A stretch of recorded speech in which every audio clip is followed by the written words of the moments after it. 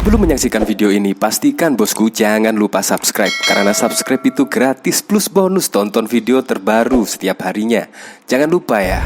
Nah, ini yang sangat keren dari Presiden Joko Widodo. Meskipun ditekan oleh beberapa negara, termasuk Amerika Serikat, pada acara G20 nanti tidak boleh mengundang Vladimir Putin atau Presiden Rusia. Tetapi Presiden Joko Widodo nampaknya tidak gentar atas tekanan tersebut. Bahkan diketahui Indonesia akan tetap mengundang Vladimir Putin di KTT G20 meski ditekan sejumlah negara. Ini yang sangat keren sekali, yaitu Presiden Joko Widodo sama sekali tidak bisa ditekan oleh negara-negara G20. Apalagi sekarang kan Presiden Joko Widodo memegang presidensi ya. Ya seharusnya jangan sampai lah negara-negara lain menekan Presiden Joko Widodo untuk tidak mengundang Vladimir Putin di KTT G20. Ya karena apa? Seharusnya itu yang berhak memberi keputusan adalah Indonesia. Dan seharusnya negara-negara lain tidak ikut campur lah. Karena memang yang memegang presidensi adalah Indonesia. Untungnya Indonesia walaupun ditekan di berbagai negara tetap kekeh untuk mengundang Presiden Rusia Vladimir Putin di KTT G20 pada November 2022 di Bali. Untuk lebih lengkapnya simak berita berikut ini, Good News Indonesia. Mengagumkan, ditekan beberapa negara, Jokowi malah semakin nekat lakukan ini.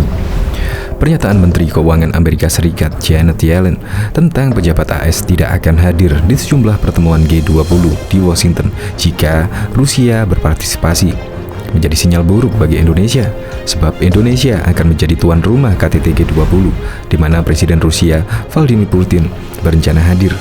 Guru Besar Hukum Internasional Universitas Indonesia, Hikmahanto Jumawa menilai sikap AS seolah memperlakukan Indonesia sama dengan Ukraina saat diserang Rusia. Indonesia ditinggalkan sendirian untuk memecahkan masalah. Seperti halnya Ukraina yang hendak bergabung dengan NATO, Indonesia sebelumnya telah menuruti kemauan AS dan sekutunya untuk berhadapan dengan Rusia. Indonesia telah menjadi CO sponsor, di mana AS menjadi sponsor utama atas resolusi Majelis Umum PBB untuk mengutuk serangan Rusia. Tentu, Indonesia layak dihukum atas AS oleh AS dan sekutunya bila suara Indonesia abstain, bahkan menentang resolusi PBB yang mengutuk Rusia. Terangnya kepada detik.com pada Kamis 7 April.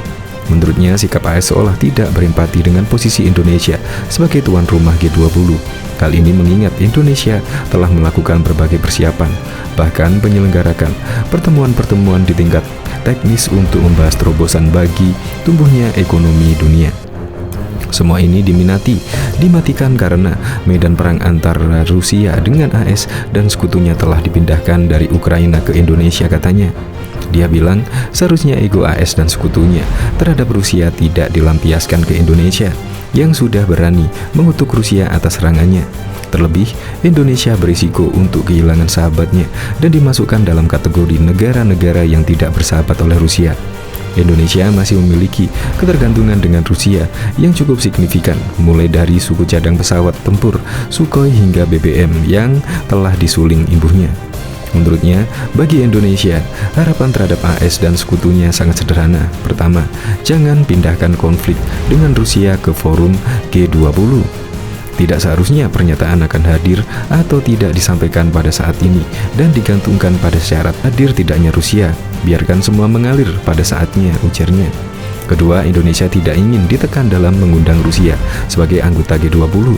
Bukannya tidak mungkin bila Indonesia mengikuti kehendak AS dan sekutunya, maka Rusia akan mendapatkan dukungan dari Cina dan mungkin India. Dua negara ini akan bersikap untuk tidak hadir bila Rusia dihalangi untuk hadir, jelasnya.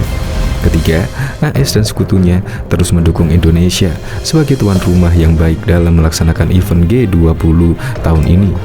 Indonesia tidak ingin masalah geopolitik di Eropa berimbas pada pembahasan perekonomian dunia di masa mendatang. Terlebih dijadikan medan untuk melanjutkan upaya menjatuhkan Putin sebagai Presiden Rusia, imbuhnya. Diketahui, KTT G20 di Indonesia menghadapi tantangan baru seiring pecahnya konflik Rusia dan Ukraina sejak Februari 2022. Baru-baru ini, Presiden Amerika Serikat Joe Biden bahkan menyampaikan permintaannya agar Indonesia tidak mengundang Rusia dalam G20. Saya menyuarakan kemungkinan pendapatan Rusia, kata Biden saat menghadiri pertemuan puncak Pakta Pertahanan Atlantik Utara NATO di Brussels. Belgia pada Kamis 24 Maret 2022. Jika hal itu tidak bisa dilakukan, jika Indonesia dan negara-negara lain tidak setuju, dalam pandangan saya, kami harus meminta agar Ukraina bisa menghadiri juga. Sambungnya, seperti diketahui, AS merupakan pihak yang mendukung Ukraina dan menolak keras invasi Rusia. Dosen Hubungan Internasional Universitas Gadjah Mada Muhadi Sugiono mengatakan, Indonesia harus tetap mengundang Rusia dalam G20 sebab apabila Indonesia tidak mengundang Rusia, maka pertemuan G20 akan kehilangan substansinya karena Rusia merupakan anggota. Kendati demikian, ada dua kemungkinan jika Indonesia tetap mengundang Rusia. Pertama, AS dan sekutunya kemungkinan akan menolak hadir.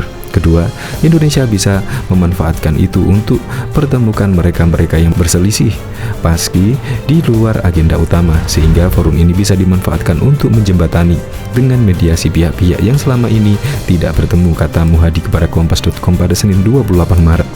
Karena itu, Muhadi menyebut kualitas kepemimpinan Indonesia untuk memainkan peran-peran itu akan diuji.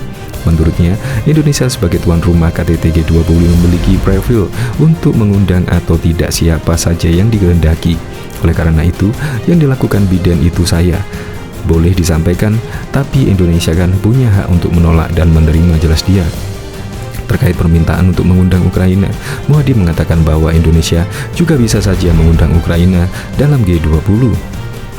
Diketahui Amerika Serikat dan sekutunya meminta Indonesia sebagai presidensi untuk menolak kedatangan Rusia di G20 di Bali pada November mendatang. Permintaan tersebut imbas dari konflik Rusia yang melakukan invasi pada Ukraina hingga saat ini. Kendati demikian, Indonesia tetap berpegang teguh mengundang seluruh negara dunia hadir di G20 termasuk Vladimir Putin sebagai presiden Rusia dalam rangka membahas ekonomi dunia. Lantas, apa alasan Indonesia tetap mengundang G20 Rusia? Duta Besar Republik Indonesia sekaligus staf sus Program Prioritas Kemlu G20 Dia Triansah Jani menjelaskan mengundang semua negara dunia adalah kewajiban Indonesia sebagai presidensi. Hal tersebut berlaku tak hanya di G20 saja, tapi juga semua forum organisasi internasional.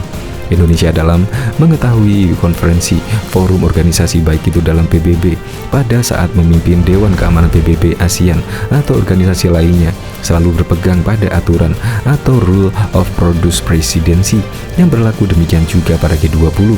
Oleh karena itu, memang kewajiban semua presidensi untuk mengundang semua anggota, kata Dian dalam konferensi persnya yang disiarkan YouTube Kompas TV.